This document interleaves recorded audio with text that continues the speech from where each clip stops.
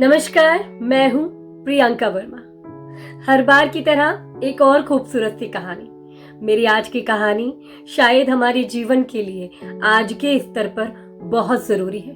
बदलते इस परिवेश में, बदलती विचारधाराओं के बीच इस बदलाव को भी हमें अपने जीवन में लाना बहुत बहुमूल्य है। तो इसी खूबसूरत कहानी के साथ शुरुआत करती हूँ। एक छोटा सा परिवार पति, पत्नी और एक छोटे से बच्चे के साथ एक खूबसूरत से घर में रहते थे। और उस घर के बाजू में ही एक और घर था, जहां एक बुजुर्ग परिवार था, जिसमें केवल एक वृद्ध पुरुष और एक वृद्ध महिला ही मात्र थी। दोनों का एक छोटा सा परिवार था और एक छोटा सा बिखरा हुआ सा और अनमैनेज्ड सा घर था। जिस परिवार में पति, पत्नी और बच्चे रहते थे, उस घर में सारी चीजें बड़ी ही खूबसूरती के साथ सजाई गई थी। हर एक चीज को बड़ी खूबसूरती के साथ लाया गया था और घर में पूरी तरह से व्यवस्थित किया गया था। माँ बाप ने देखा कि बच्चे की रुचि काफी सारी चीजों में है, तो उन्होंने नियमित रूप से बच्चे के हिसाब से उसको आए दिन नई नई चीजें ला करके देना शुरू किया। बच्चे का रुझान बढ़ता गया और हर दिन उसने अपनी प्रतिक्रियाओं को बढ़ाने के लिए मांग की। माता पिता ने भी उसकी प्रतिक्रिया के प्रति रुचि को देखते हुए उसकी मांगी गई हर मांग को पूरा किया। यही सब चीजें बगल के पड़ोस वाले घर में भी थी। व्यवस्थाएं सारी थीं, आवश्यकताओं से पूरक सारी चीजें भी घर में थी, लेकिन शरीर की असमर्थता थी। बुजुर्ग इतने बुजुर्ग थे कि अपने घर को पूरी तरह से व्यवस्थित नहीं कर पा रहे थे और यही वजह थी कि घर बड़ा अव्यस्त हो रहा था।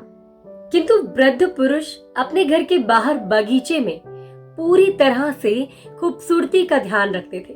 अपने बगीचे में लगे हुए हर फूल और पौधे को बखूबी नियमित रूप से पानी दिया करते थे। उन्होंने उन सारे पौधों को बड़े लंबे समय से सजो के रखा था और वो सजे हुए पौधे खूबसूरती के साथ बढ़ भी रहे थे। उनके इसी रहन सहन को और उनके इस तौर तरीके को देखकर वो छोटा सा बच्चा उनसे बड़ा प्रभावित हुआ और उस छोटे से बच्चे ने भी अपने माता पिता से एक पौधे को लाने की मांग ही कर दी और कहा, मुझे भी एक पौधा चाहिए। मैं भी बगल वाले दादाजी की तरह अपने पौधे का ध्यान रखना चाहता हूँ। एक खूबसूरत सा बगीचा मैं भी बनाना चाहता हूँ।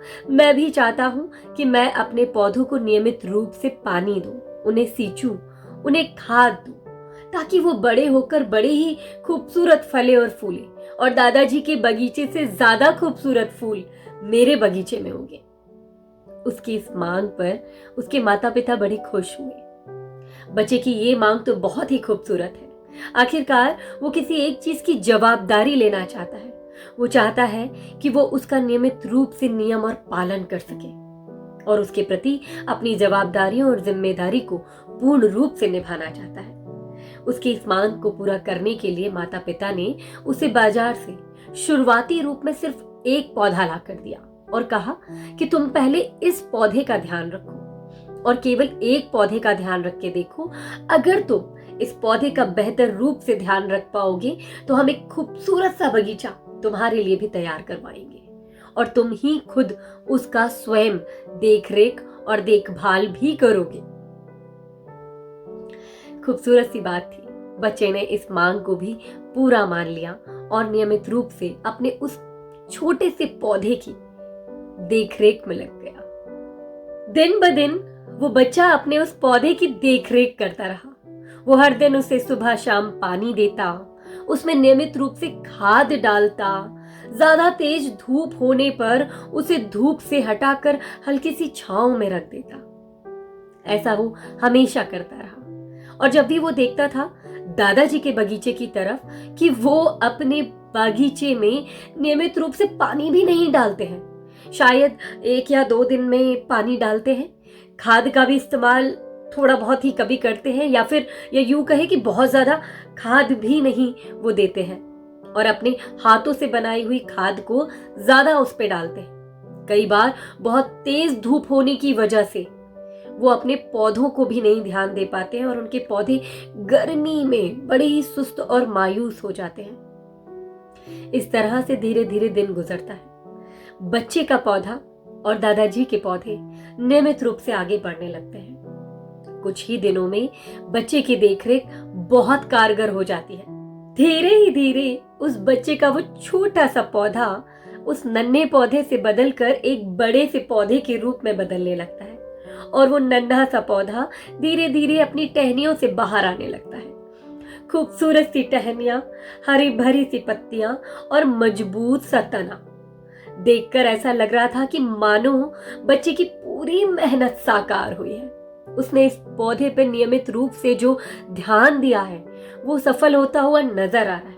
वो देख रहा है कि वो कितना खूबसूरत सा और प्यारा सा दिख रहा है। उसमें खूबसूरत सी बोनियां आ गई हैं और वो बोनियां भी खूबसूरत से फूल बनने के लिए तैयार है।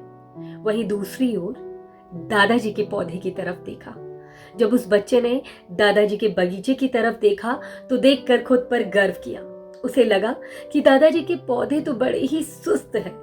पत्तियों का रंग भी बहुत ज्यादा हरा सा नहीं है, फूल भी बहुत छोटे से ही बोड़ियों के रूप में आ रहे हैं। धीरे ही धीरे उस बच्चे का पौधा इतना बड़ा हो जाता है कि उससे निकलने वाला फूल बहुत ही खूबसूरत और बहुत ही प्यारा हो जाता है।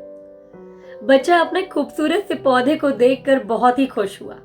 दादाजी के बगीचे को देखने के बाद उसने आखिरकार दादाजी से बोल ही दिया, दादाजी, आपके पौधों से ज्यादा खूबसूरत मेरा ये नन्हा सा पौधा जो आज इतना बड़ा हो गया है, क्या आपने इसका फूल देखा? कितना खूबसूरत है। मैंने इसका बहुत अच्छे से ध्यान रखा है। मैंने इसे नियमित पानी दिया है, प्रॉपर से खाद दी है। मैंने इसका बहुत अच्छे से देख रेख की है, जिसकी वजह से आज मेरा ये नन्हा सा पौधा इतना खूबसूरत सा हो गया है। दादाजी मुस्कुराए और उसकी तरफ देखकर बोले कि बहुत अच्छा ध्यान रखा है, बहुत अच्छी परवरिश की है तुमने अपने इस नन्हे से पौधे की। इसको हर तकलीफों से बचाया है तुमने और इतना खूबसूरत बना दिया है कि देखते ही ये मनमोहक लग रहा है।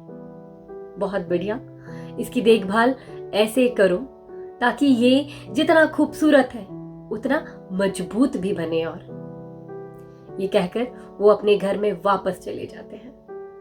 बच्चा भी बहुत खुश होता है और दादाजी की बात सुनकर उसे ऐसा लगता है कि शायद दादाजी को बहुत ही बुरा लगा है कि उनके पौधे इतने खूबसूरत नहीं जितना उसका अकेला मात्र ये नन्हा सा पौधा है जिसमें इतना सुंदर सा फूल आ गया है। और इस बात की खुशी से वो इतना मन मुग्ध हो जाता है कि भागता हुआ अपने घर के अंदर चला जाता है और इस बात को सोचकर खाना खाकर अपने बिस्तर पे जाके गहरी नींद में एक खूबसूरत से सपने के साथ सो जाता है, यही सोचकर कि उसका वो नन्हा सा पौधा जल्दी से जब बड़ा होगा और एक खूबसूरत से फूलों के साथ लदकर, फलों के साथ लदकर जब उसके सामने होगा तो उसकी वो पूरी मेहनत कितनी सफल हो जाएगी। यही सोचकर वो एक गहरी सी नींद में सो जाता है।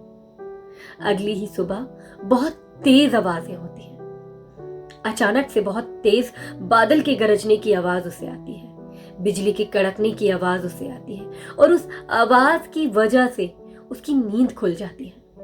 उस नींद से जागकर वो खिड़की की तरफ देखता है। खिड़की की तरफ देखते ही उसे बहुत तेज धारदार बारिश होती हुई नजर आती है और उस बारिश को देखकर वो डर जाता है। उसे एहसास होता है कि ये बहुत तेज बारिश है। इस बारिश की बूंदों में बहुत भारीपन है और बहुत तीव्रता है। इतनी गहरी तीव्रता और इतना भारीपन उसका वो नन्हा पौधा नहीं सह पाएगा।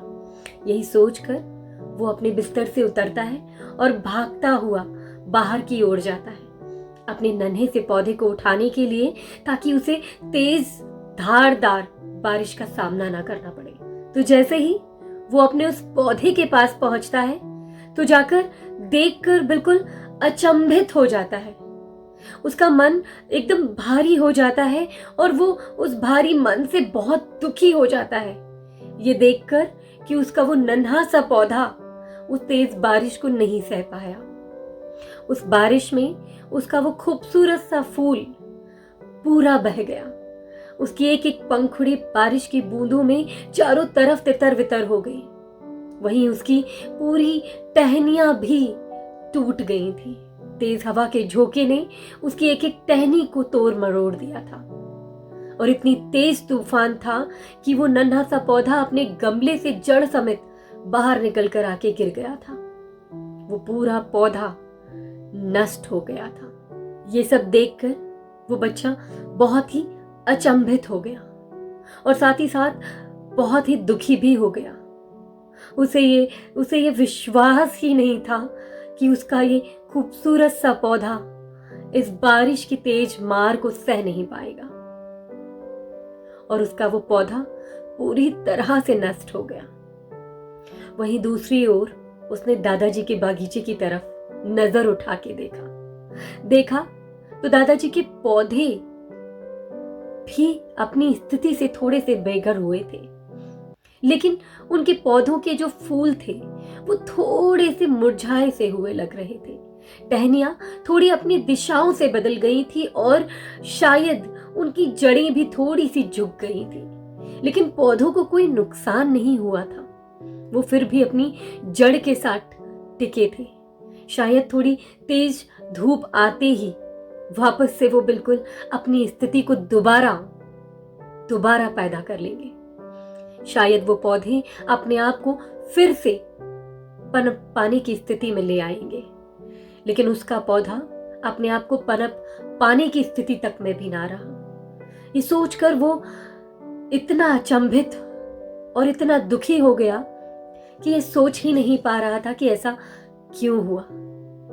थोड़ी ही देर बाद दादाजी बाहर आते हैं। अपने पौधों की स्थिति देखकर उनको थोड़ा सा हाथ से ऊपर उठा देते हैं और वापस से देखकर उन्हें अंदर जाने लगते हैं। वहीं अंदर जाते वक्त दादाजी की नजर उस छोटे से नन्हे बच्चे की ओर जाती है जो अपने उस बिखरे हुए पौधे के पास खड़ा हुआ था और उसकी नष्ट स्थिति को देखकर बहुत दुखी था। आखिरकार दादाजी ने उस बच्चे के दुख को देखते हुए उसके पास आकर उसे आवाज लगाई, बेटा क्या हुआ? दुखी क्यों हूं? शांत क्यों हूं? खुशी नजर नहीं आ रही? बच्चे ने दादाजी की ओर देखा और आंखों में आंसू भरकर कहा कि मैंने अपने इस पौधे का नियमित रूप से ध्यान रखा, इसके प्रति अपनी सारे नियम और सारे रिवाज पूरी तरह और निष्ठा से निभाए। इसको जब पानी की जरूरत थी मैंने इसे पूरा पानी दिया, इसे नियमित रूप से एक अच्छी खाद दी, इसे धूप से बचाया, इसे हवा से बचाया और इतना खूबसूरत सा पौधा इसे बनाने की कोशिश की, किंतु आज इस तूफान में ये अपने आप को जरा भी ना संभाल पाया। मैंने इसको थोड़ा सा ध्यान ना दिया और इसकी थोड़ी सी परवाह ना करते हुए बेफिक्री से सोने की कोशिश कर ली, तो आज इस तूफान ने मेरे इस नन्हे से मुन्ने से पौधे को पूरी तरह से नष्ट कर दिया और मेरा ये पौधा पूरी तरह से नष्ट हो गया। वहीं आपने अपने पौधों को नियमित रूप से पानी भी नहीं दिया, खाद भी कभी कभार दी, ना धूप की परवाह की ना हवा की परवाह की, आंधी और तूफान का तो आपने कभी डर भी ना रखा, लेकिन उसके बावजूद भी आपके ये पौधे बस थोड़े से अपनी जगह से इधर उधर हुए हैं बस, या यूं कहें कि थोड़े से झुक भर गए हैं, लेकिन इनकी जड़ें अभी भी वहीं पर अपने आप को कठोरता के साथ समेटे हुए हैं। ये कैसे संभव हुआ? ये कैसे संभव हो सका जहां मेरी अच्छी परवरिश के बाद भी और पूरी परवरिश के बाद भी मेरा ये बच्चा आज पूरी तरह से नष्ट हो गया है और इसके पनप पाने की स्थिति भी अब मुझे बहुत ही कम नजर आ रही है। वहीं आपके ये पौधे इतने खूबसूरत हैं कि आज भी ये पनप पाने की स्थिति में है कि शायद थोड़ी सी धूप आ जाने भर मात्र से ये स्वयं अपने आप को फिर से उसी स्थिति में लाके खड़ा कर देंगे। ये कैसे हुआ? मैं ये सोचकर अचंभित हूं और बहुत ही ज्यादा दुखी भी हूं कि ऐसा क्यों हुआ। उस नन्हे से बच्चे की इस बातों को सुनकर दादाजी हल्का सा मुस्कुराए और उसके सर पर हाथ रखकर उससे कहा, बेटा निराश ना हो, ये एक नन्हा सा पौधा था, इसके बढ़ने के आसार हम फिर से पैदा कर सकते हैं और हम इसको फिर से सशक्त भी बना सकते हैं। हम इसको पूरी तरह से वापस से पनपने की कोशिश में दोनों लगेंगे। इस बार तुम्हारी मदद मैं भी करूंगा, लेकिन तुम्हें यह सबक भी सिखाना चाहता हूं कि जिस तरह से तुमने अपने इस पौधे की देखभाल की थी, उसे किसी कमी का अभाव नहीं होने दिया। यही वजह थी कि वो आने वाले उस परेशानियों से और उन कमियों से लड़ने की कोशिश भी खत्म कर चुका था। उसे जब भूख और प्यास लगी, तुमने नियमित उसको भोजन कराया। उसे जब तेज धूप लगी तो तुमने उसे धूप से हटा के छांव में ला दिया। उसे हवा से बचाया, तूफान में तो उसे कभी रहने ही नहीं दिया। यही वजह थी कि तुम्हारा ये नन्हा सा पौधा उन स्थितियों से लड़ने के लिए काबिल ही नहीं बन पाया और इस वजह से पूरी तरह से नष्ट हो गया। वहीं मैंने अपने पौधों को बहुत ज्यादा पानी ना देने की आदत डाली। जहां कम पानी होने की वजह से शायद उन्होंने अपना ध्यान खुद रखा।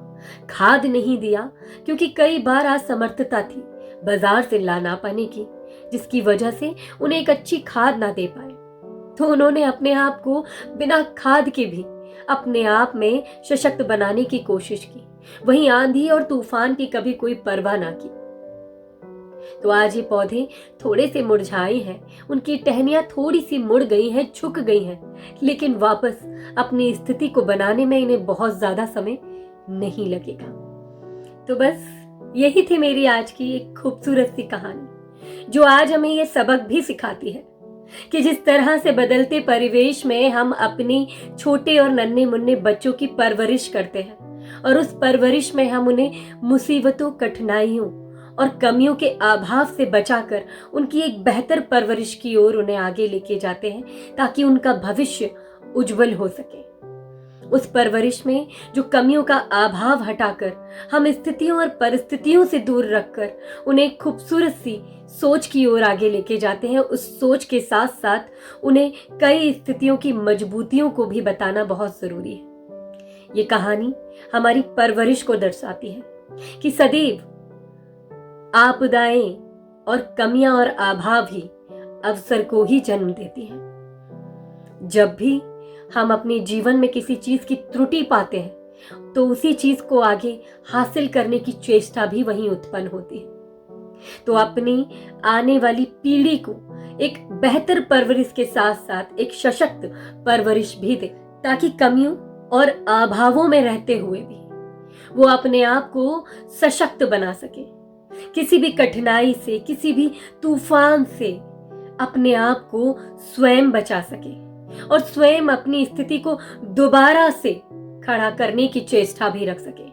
एक आत्मविश्वास और एक मनोबल भी हमें अपनी आने वाली पीढ़ी को देना होगा ताकि वो भी हमारी तरह आने वाली नस्ल को खूबसूरत, बेमिसाल और सशक्त बना सके। इसी के साथ मेरी आज की कहानी यही अंत होती है। अगर मेरी आज की कहानी आपको पसंद आती है तो प्लीज इसे लाइक, शेयर और मेरे इस चैनल को सब्सक्राइब जरूर कीजिए। Thank you so much. मैं हूं प्रियंका वर्मा।